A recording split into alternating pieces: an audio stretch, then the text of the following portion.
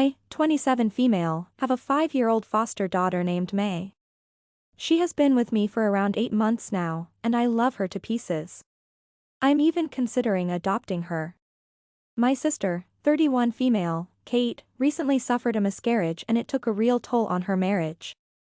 She is getting divorced from her husband and has been staying with me because she can't bear to live with him right now.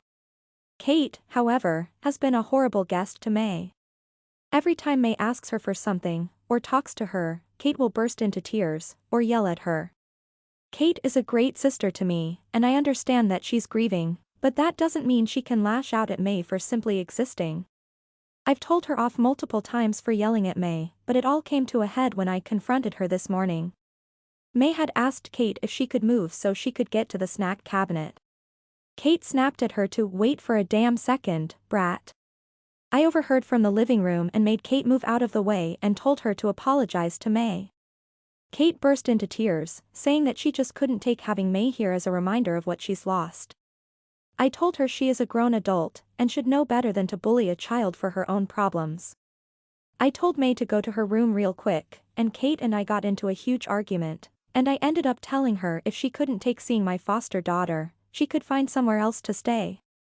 She left for our parents' house and told them everything. I've been getting messages from her all day now.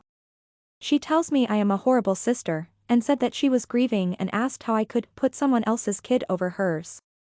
Which I think is a disgusting thing to send to anyone. Personally, I think she's being insensitive to me and my daughter's relationship. According to my mom, she's been crying for hours, and won't stop talking about how I'm such a monster for not thinking of her feelings. Am I the a-hole? I just don't think she has a right to yell at my kid because she lost hers. Let's now head over to some comments. Speaking as a social worker with years of experience in CPS. You'd be wrong if you let it continue. As a foster parent, you have a responsibility that, for lack of a better way to put it, other people have control over, and your responsibility includes protecting May from people who treat her that way.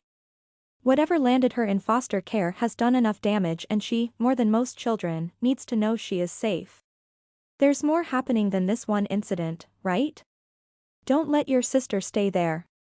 Your case manager may get concerned. Good luck. Not the a-hole, and I didn't think about this before, but in most places you have to have the approval of your case manager before someone can live with you. They need to have background checks and the likes. I'm glad your parents are keeping your sister, but if anybody decides to push it, there's your out. Edit 2. Wow, you guys. Thanks for all of the awards. You've made my day. If you haven't seen O.P's comment, May's going to have chocolate bombs. Chocolate makes everything better when you're 5. Another commenter said, I'm also a social worker not with C.P.S, but I've worked with hundreds of kids in placement. I completely agree with everything you are saying. By the time kids are in foster care, they've likely experienced more trauma than most of us can imagine.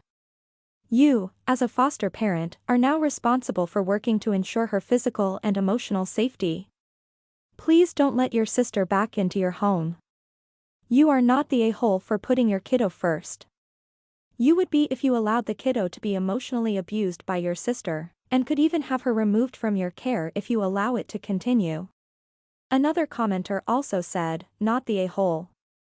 Grieving does not give you a free pass to abuse a child, ever.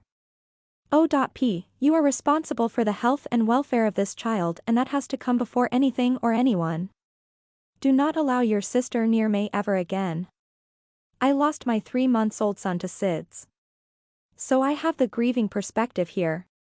Second story, am I the a-hole for telling my ex's family where he was, after he asked to see me, 2 years after he disappeared? My ex and I were together since we were 15 until he just disappeared one day without any explanation. His family have spent thousands trying to track him down without any luck, and there's been radio silence from him for 2 years. He finally broke his silence and called me a month ago. I was really angry at him, but he kept telling me he missed me and wanted to see me, so I agreed to meet up with him. His family have always been like a second family to me, so I've stayed in contact with them, and the closer it got to the day I was supposed to see him, the more guilty I felt for not telling them. So, I did. His dad and grandfather ended up going with me to see him, and my ex was really upset with me for not coming alone. We talked and then they talked to him privately and now he's back. But he's still upset with me even though he seemed to have resolved whatever issues he had with his family that made him leave. Am I the a-hole? Let's head over to the comments. Not the a-hole, you're smart to have taken someone with you. 2 years is a long time and he is not the same person you thought you knew.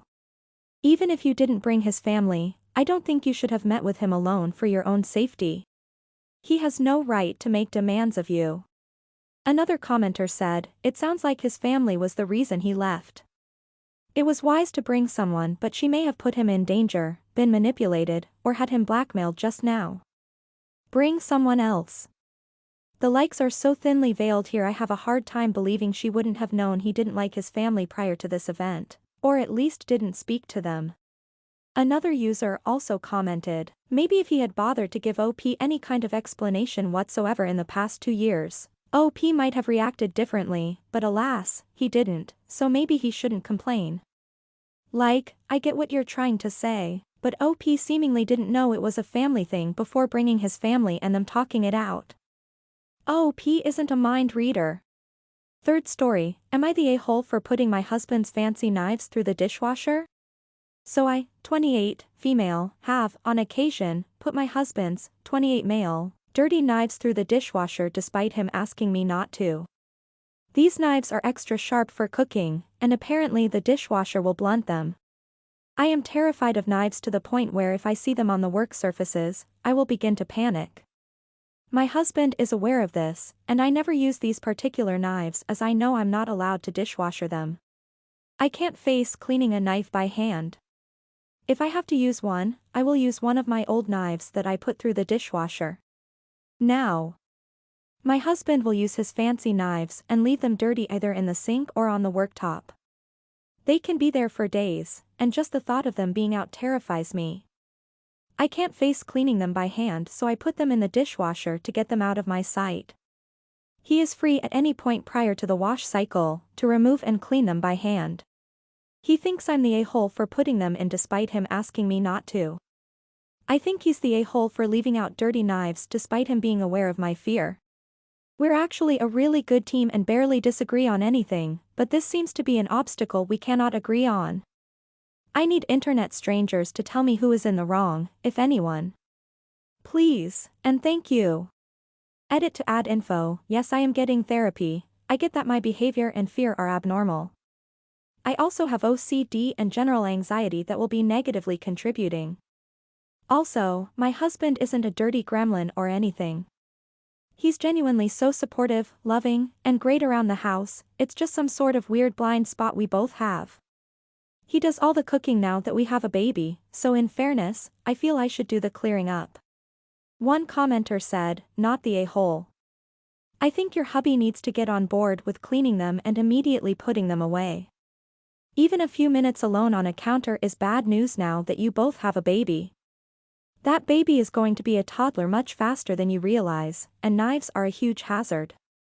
You definitely need to work on your phobias, but the real issue here is a safety one, and it's most practical that the one using a knife rinses it immediately after use and puts it away in a place unreachable, for small hands. Another commenter said, this is the biggest issue. Your husband is a father now.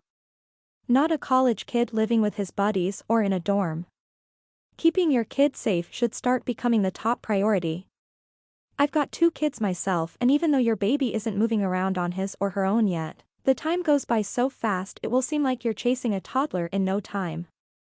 Now is the time to start getting yourself into good habits and preparing your home for an active child.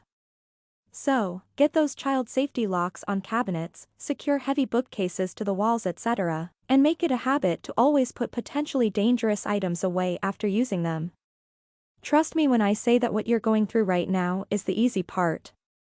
With kids, it only gets harder and more complicated as they get older. A user also commented, for real. I don't even have really good knives, but I always wash my knives day of.